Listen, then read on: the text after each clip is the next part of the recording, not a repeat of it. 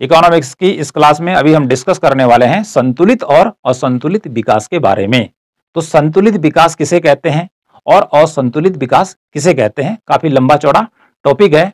तो हम यहाँ पर डिस्कस करेंगे या मैं आपको बतलाने का काम करूंगा या पढ़ाने का काम करूंगा कि संतुलित विकास किसे कहते हैं, संतुलित विकास के सिद्धांतों का विकास किन किन अर्थशास्त्रियों के द्वारा किया गया और संतुलित विकास सिद्धांत की क्या क्या विशेषताएं हैं या इस सिद्धांत का सार क्या है। तो सबसे पहले जैसे मैं टॉपिक की बात कर रहा हूं संतुलित और असंतुलित विकास, तो ये दो बातें यहां पर आ जा रही हैं। संतुलित विकास के सिद्धांत अलग हैं और असंतुलित विकास के सिद्धांत अलग हैं। तो जो संतुलित विकास है और जो असंतुलित विकास है, तो ये सिद्धांत किन देशों के लिए दिए गए हैं। तो संतुलित या असंतुलित विकास के जो सिद्धांत दिए गए हैं वह दिए गए हैं अल्प विकसित देशों का आर्थिक विकास कैसे किया जाए। जो अल्प विकसित देश हैं, अर्ध विकसित देश हैं, गरीब देश हैं, इनका विकास कैसे किया जाए। अब ये अल्प विकसित देश या गरीब देश कौन हो सकते हैं। उदाहरण के लिए यहां पर लिखा है, एक हमारा देश हो गया भारत और एक हो गया इंडोनेशिया, और एक देश और ले लेते हैं जैसे हो गया इजिप्ट, जिसे मिस्र कहते हैं। ओके, तो कुल मिलाकर संतुलित और जो असंतुलित विकास के सिद्धांत विभिन्न अर्थशास्त्रियों के द्वारा प्रतिपादित किए गए हैं, वह प्रतिपादित किए गए हैं किन देशों के आर्थिक विकास के लिए, अर्ध विकसित देशों के आर्थिक विकास के लिए, गरीब देशों के आर्थिक विकास के लिए, पिछड़े देशों के आर्थिक विकास के लिए, कि ये देश किस प्रकार से पिछड़ी अर्थव्यवस्था से, अल्प विकसित अर्थव्यवस्था से विकसित अर्थव्यवस्था की ओर बढ़ सकते हैं। तो यहां पर जैसे मैंने पहले बात की, हम बात करें संतुलित विकास की। पहले किसकी बात करेंगे, संतुलित विकास किसे कहते हैं। तो यहां पर लिखा है संतुलित विकास, क्या परिभाषा हो सकती है संतुलित विकास की, किसी अर्थव्यवस्था के सभी क्षेत्रों का विकास करना, किसी अर्थव्यवस्था के सभी क्षेत्रों का विकास करना संतुलित विकास कहलाता है। ये परिभाषा है संतुलित विकास की। क्या कह रही परिभाषा, कि अर्थव्यवस्था के सभी क्षेत्रों का समान विकास करना, यदि ऐसा किया जाता है तो यह कहलाएगा संतुलित विकास। अब ये विकास के विभिन्न क्षेत्र कौन हैं, उदाहरण के लिए हमने कुछ लिखे हैं, जैसे कृषि का विकास करना, इसी में उद्योग धंधों का विकास करना, शिक्षा का विकास करना, स्वास्थ्य का करना, ऊर्जा का करना, परिवहन के साधनों का करना, दूर संचार के साधनों का विकास करना। और जब इन सभी साधनों का समान रूप से एक साथ विकास किया जाएगा तो पूरा का जो पूरा देश है वो आर्थिक प्रगति की ओर जाएगा। ओके, तो ये सिद्धांत क्या कहता है कि अर्थव्यवस्था के सभी क्षेत्रों का भैया विकास करना है। ऐसा नहीं है कि आपने कृषि पर बल दिया, कृषि का उत्पादन तो बढ़ा दिया आपने, अनाजों का, दालों का उत्पादन आपने बढ़ा दिया, लेकिन उद्योग धंधों पर ध्यान नहीं दिया, तो एक पक्ष क्या हो जाएगा, मजबूत, कृषि हो जाएगा मजबूत और उद्योग धंधे हो जाएंगे कमजोर। तो ऐसी स्थिति में कोई भी देश सही ढंग से आगे नहीं बढ़ सकता है। अभी कौन से देशों की बात की जा रही है, अर्ध विकसित देशों की, अल्प विकसित देशों की, गरीब देशों की बात की जा रही है।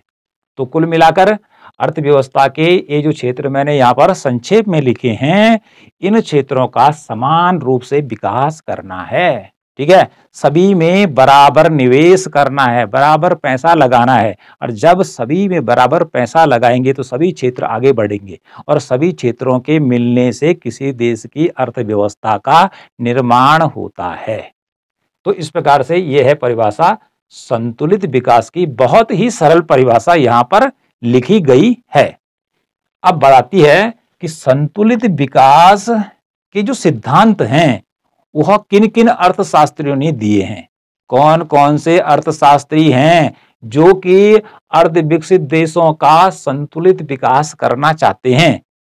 उनमें देखिए कौन से अर्थशास्त्री हैं। सबसे पहले नाम आता है एडम स्मिथ, जो कि फादर ऑफ इकोनॉमिक्स है, रैगनर नरकसे, सिटोविस्की, आर्थर लुइस, मायर वाल्डविन, रॉलिन, फ्रेडरिक लिस्ट, रोडान, रोस्टोव, और लिबस्टीन। तो इस प्रकार से प्रमुख अर्थशास्त्री हैं जिनके द्वारा संतुलित विकास पर जोर दिया गया है कि जो अर्ध विकसित देश हैं इनका विकास कैसे करना है, संतुलित विकास करना है, सभी क्षेत्रों में विकास करना है, सभी क्षेत्रों में पैसा लगाना है कि जिससे कि संपूर्ण अर्थव्यवस्था का विकास हो सके। केवल कृषि का ना हो बल्कि उद्योग धंधों का भी हो, उद्योग धंधों का भी हो तो शिक्षा का भी हो। पता चला कि शिक्षा का काफी ऊंचा स्तर है, कृषि का भी ऊंचा स्तर है, उद्योग धंधे भी हैं, लेकिन हॉस्पिटल नहीं है। आदमी बीमार हो गए तो कहाँ जाएंगे, मरेंगे ना। तो फिर कृषि पिछड़ जाएगी, उद्योग धंधे भी सारे पिछड़ जाएंगे। तो इसलिए इसका भी चाहिए ऊर्जा, क्योंकि जितने भी मशीनें हैं उन सबको चलाने के लिए बिजली की जरूरत चाहिए। तो ऊर्जा सेक्टर का विकास करना है। ओके, तो यहाँ पर देखें हमने यहाँ पर क्या बताया कि प्रमुख अर्थशास्त्री कि जिन्होंने कि संतुलित विकास के सिद्धांतों का समर्थन किया है, उनमें ये नाम मैंने आपको बताए। आपने ये सारे नाम याद करने हैं। ये अर्थात संतुलित विकास के जो अर्थशास्त्री हुए हैं, बहुत सारी परीक्षाओं में इसके प्रश्न पूछे गए हैं अर्थशास्त्रियों के। नेट जेआरएफ की परीक्षा में ये प्रश्न कई बार दोहराया गया है कि संतुलित विकास के समर्थक अर्थशास्त्री। तो यहां पर जो संतुलित विकास की मैं बात कर रहा हूं तो इनको आपने याद करना है, इनके नामों को। ओके, यहां पर एक परिभाषा लेते हैं प्रोफेसर अलग घोष की। प्रोफेसर अलग घोष क्या मानता है संतुलित विकास, संतुलित विकास के बारे में उसने क्या कहा है। नियोजन के साथ संतुलित विकास का अर्थ है कि अर्थव्यवस्था के सभी क्षेत्रों का एक ही अनुपात में विकास हो, सभी क्षेत्रों का एक ही अनुपात में विकास हो, ताकि उपभोग, निवेश और आय का समान दर से बढ़ सके या विकास हो सके। अब इस परिभाषा क्या कह रही है, ये कह रही है नियोजन, क्योंकि जो अर्ध विकसित देश हैं इनका विकास कैसे करना है संतुलित, तो इसका काम होता है सरकार का काम। जैसे भारत में भारत का विकास करने की जिम्मेदारी जब देश आजाद हुआ था तो सरकार के पास थी, आज भी है। तो सबसे पहले देश का आर्थिक विकास करने के लिए देश में योजना आयोग की स्थापना की गई। उसके बाद प्रथम पंचवर्षीय योजना लाई गई, फिर द्वितीय तृतीय इस प्रकार की योजना बनाई गई कि प्रथम योजना में कितना विकास करेंगे, किन क्षेत्रों का विकास करेंगे, सेकंड में किसका करेंगे। ओके, इसी प्रकार से नियोजन में होता है, प्लानिंग से काम किया जाता है। तो उसी को ये याद दिला रहा है कि नियोजन के साथ संतुलित विकास का अर्थ है कि अर्थव्यवस्था के सभी क्षेत्रों का एक ही अनुपात में विकास हो, एक ही अनुपात में विकास हो, मतलब कोई आगे पीछे न रह जाए। ठीक है, दोनों या सभी क्षेत्र आगे बढ़े, ताकि क्या हो, जब सभी क्षेत्र एक ही अनुपात में आगे बढ़ेंगे तो क्या होगा भाई, उपभोग बढ़ेगा। ठीक है, उपभोग बढ़ेगा तो उससे क्या होगा, निवेश भी बढ़ेगा। जब उपभोग बढ़ेगा तो निवेश बढ़ेगा, और निवेश बढ़ेगा तो लोगों की आय भी बढ़ेगी। तो इन तीनों में जो वृद्धि होगी वो समान दर से होगी। ये बात वह कर रहा है। कौन कर रहा है, प्रोफेसर अलग घोष। तो ये परिभाषा किसकी है, ये परिभाषा अलग घोष की है। और ये परिभाषा किसके संबंध में है कि संतुलित विकास किसे कहते हैं। अब आगे हम बात करते हैं कि यहां पर आ गया रैगनर नरकसे, इसी में आ गया आर्थर लुईस और रोजेस्टिन रोडान। रोडान, लुईस और रैगनर नरकसे के जो सिद्धांत दिए गए हैं कि किस प्रकार से अर्ध विकसित देशों का विकास किया जा सकता है, इसको मैं पहले ही पढ़ा चुका हूं। इसको आप प्लेलिस्ट में जाकर देख सकते हैं। यहां पर केवल आपको बताया जाएगा आगे चलकर कि जो संतुलित विकास है इसकी क्या विशेषताएं होती हैं, या संतुलित विकास के जो सिद्धांत हैं उनका सार क्या है। जो किताबें हैं उनमें संतुलित विकास के साथ साथ रैगनर नरकसे, आर्थर लुईस और रोडान के सिद्धांत की संक्षेप में व्याख्या की गई है। लेकिन यहाँ पर हम आपको नहीं बताएंगे क्योंकि यह टॉपिक हम पहले ही पढ़ा चुके हैं, तो इसलिए हमने कहा कि इसको आप प्ले लिस्ट में जाकर देख सकते हैं। अब बात आती है कि जो संतुलित विकास है उसकी क्या विशेषताएं होती हैं, संतुलित विकास की क्या विशेषताएं होती हैं, या संतुलित विकास के जो सिद्धांत हैं उनकी मुख्य मुख्य बातें क्या हैं। तो देखिए, सभी क्षेत्रों में समान निवेश। संतुलित विकास के सिद्धांत या इसके समर्थक क्या मानते हैं कि सभी क्षेत्रों में समान निवेश करना है, कृषि में, उद्योग धंधों में, शिक्षा में, ठीक है, सभी में बराबर निवेश करना है। कैसे करना है बराबर? देखो भाई, माना अर्थव्यवस्था के 5 क्षेत्र हैं, ठीक है जी, तो 5 क्षेत्रों हमारा गवर्नमेंट के पास है 100 रुपया है, ठीक है, 5 क्षेत्रों में पैसा लगाना है, तो ऐसा मानकर चले कि 5 से आप डिवाइड कर दीजिए 100 को, तो 20 रुपये प्रत्येक क्षेत्र को मिल जाएंगे, क्योंकि 20 पंजे 100, तो 20-20 रुपये प्रत्येक क्षेत्र में लगाए। 20 रुपये कृषि में लगाइए, 20 रुपये उद्योग धंधों में लगाइए, 20 रुपये शिक्षा में लगाइए, 20 रुपये परिवहन के साधनों में लगाइए, 20 रुपये बैंकिंग सेक्टर में लगाइए। तो इस प्रकार से सभी क्षेत्रों का क्या होगा? विकास होगा। और ऐसा ना हो कि 100 रुपया है और सरकार ने क्या कर दिया कि 100 रुपये में से 100 रुपये हैं गवर्नमेंट के पास और उसने 90 रुपये लगा दिए उद्योग धंधों में, फैक्ट्री लगाने में लगा दिए, तो बाकी क्षेत्रों के लिए कितना बचा? 10 रुपया। तो एक क्षेत्र तो आगे बढ़ जाएगा, बाकी क्षेत्र क्या हो जाएंगे? पिछड़ जाएंगे। तो ऐसा नहीं करना है, सभी क्षेत्रों का विकास करना है, और जब सभी क्षेत्र आगे बढ़ेंगे तो देश भी आगे बढ़ेगा, सीधी सी बात है। अगला है संतुलित विकास एक बड़े धक्के से आरंभ होता है, क्योंकि रोडान का दे रखा है बिग पुश थ्योरी, रोडान की है बिग पुश थ्योरी, बड़े धक्के का सिद्धांत, जिसमें उसने कहा कि अर्थव्यवस्था का विकास हम छोटे छोटे धक्कों से नहीं कर सकते हैं, इसके लिए एक बड़े धक्के की जरूरत पड़ेगी, और वो भी सभी क्षेत्रों में बड़ा धक्का लगाना पड़ेगा। तो बड़ा धक्के का मीनिंग ये नहीं है कि अर्थव्यवस्था कोई आदमी है और उस पर धक्का दे दिया और वो सीधे नीचे गिर गया। इसका मीनिंग यहां पर है कि अर्थव्यवस्था में जितने भी क्षेत्र हैं उनमें एक न्यूनतम राशि का जरूर निवेश करना है, जिससे कि वह क्षेत्र आगे बढ़ सके। ओके, माना कि किसी क्षेत्र में रुपए की जरूरत है 20 रुपीज की, तो उसमें आप 20 रुपीज ही खर्च करेंगे, तब जाके वह क्षेत्र विकास कर पाएगा। और पता चला कि उसमें केवल 20 की जगह 10 रुपए खर्च हो पाए, ठीक है जी, और 10 रुपए का काम बच गया, तो वह क्षेत्र विकास नहीं करेगा। अर्थात जितना काम हुआ 10 रुपए का, वो भी बेकार हो जाएगा, क्योंकि वो काम चलाने योग्य नहीं रहेगा। इसलिए यदि 20 रुपए की किसी क्षेत्र में जरूरत पड़े तो 20 रुपए लगाइए, जिससे कि वह पूरा काम कर सके। माना कि एक हॉस्पिटल को बनाने के लिए 20 रुपए की जरूरत पड़ रही है, तो हॉस्पिटल पे आप 20 रुपए खर्च करेंगे, तभी जाके वहां पर रोगियों का ट्रीटमेंट हो पाएगा, वहां पर रोगी भर्ती हो पाएंगे, अपना उपचार कर पाएंगे, ठीक है जी, उनको सुविधाएं मिल पाएंगी, तब जाके हॉस्पिटल काम का होगा। और पता चला कि 10 ही रुपए खर्च किए, तो यहाँ पर तो आधा बिल्डिंग बनी, तो आधा बिल्डिंग क्या हो जाएगी?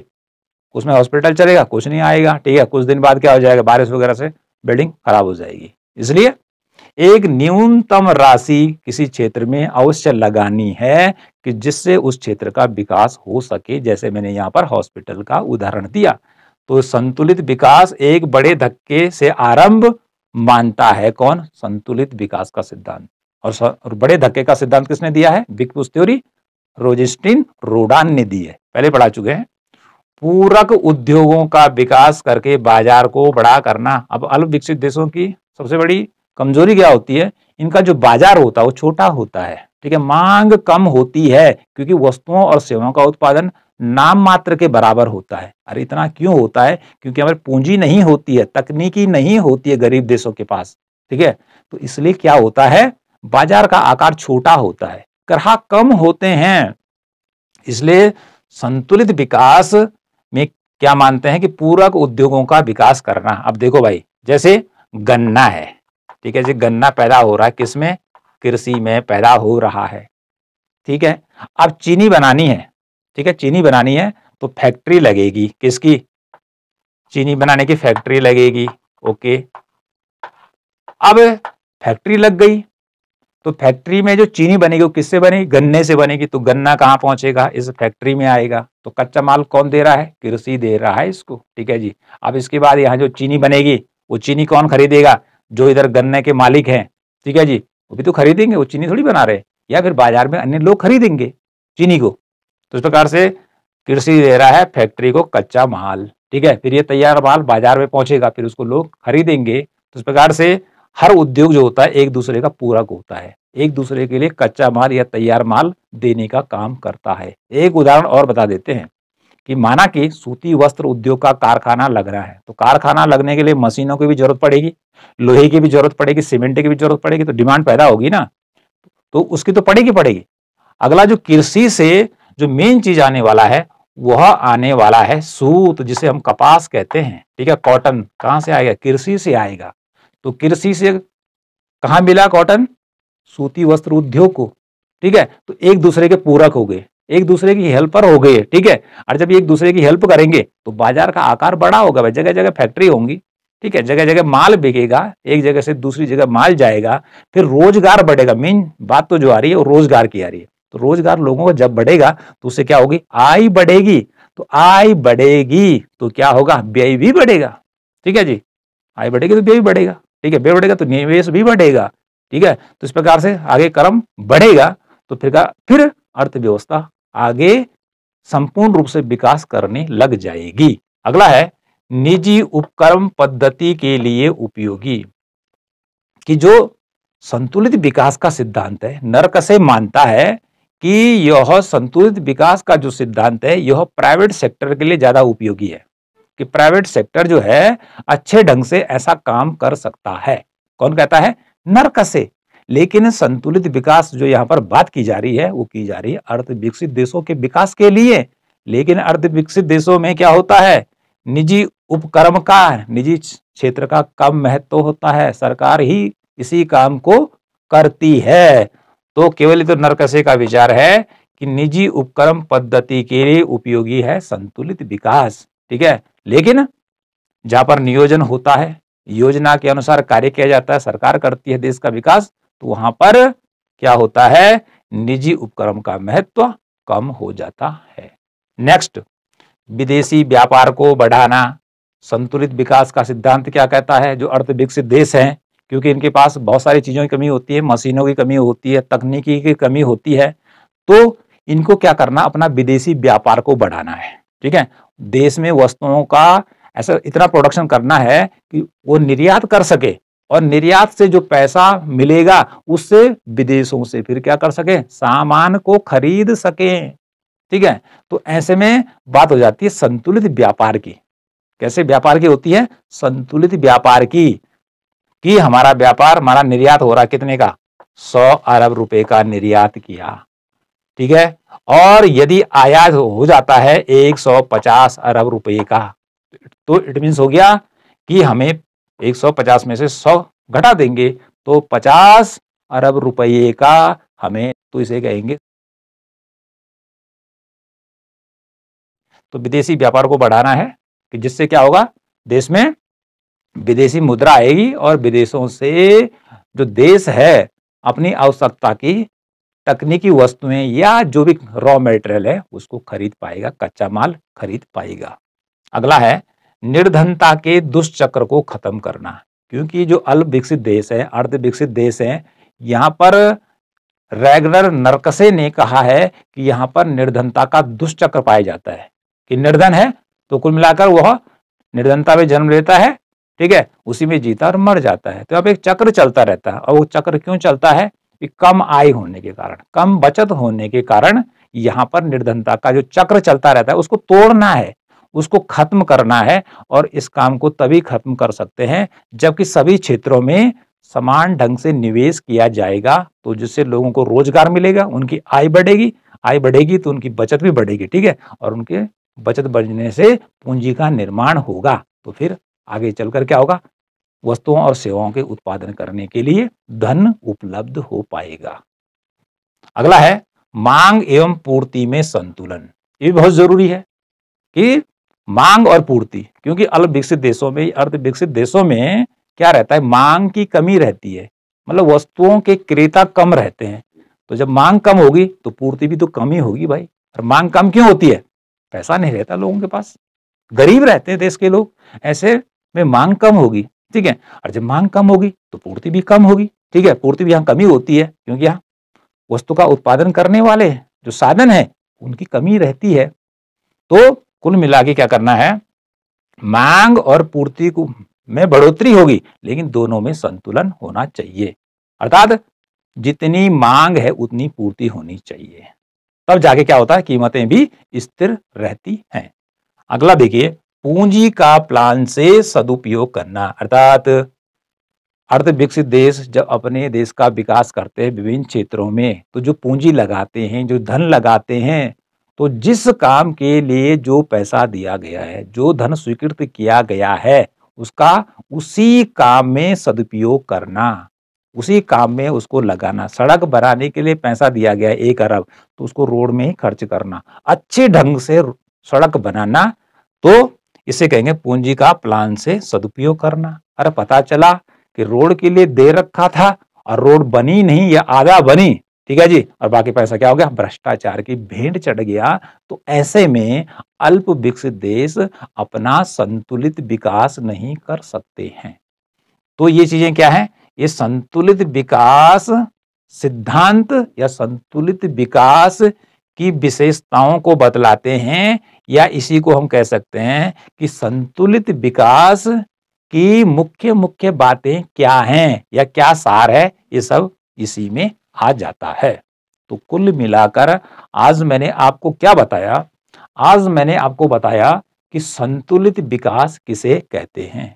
संतुलित विकास का जो सिद्धांत है किन देशों के लिए दिया गया है, किन किन अर्थशास्त्रियों के द्वारा संतुलित विकास का समर्थन किया गया या सिद्धांत दिए गए, ठीक है। यहां पर उनके नाम है। यहां पर मैंने अलग की भी परिभाषा आपको बताई कि प्रोफेसर अलग ने संतुलित विकास की क्या परिभाषा बताई, उधर हमने विशेषताएं बतलाई, उसी में हमने कहा विशेषताएं नहीं बल्कि ये संतुलित विकास के सिद्धांत के क्या है, मुख्य मुख्य बातें हैं या सार हैं, ठीक है। तो ये हुआ संतुलित विकास। अब जो असंतुलित विकास है, ये भी अर्ध विकसित देशों के विकास के सिद्धांत इसमें आते हैं, लेकिन इसके सिद्धांतों का किसने समर्थन किया, इसकी मुख्य बातें क्या है, ये तो हम आगे चलकर अन्य वीडियो में इसको डिस्कस करेंगे। तो आज का जो हमारा टॉपिक है यहीं पर समाप्त होता है।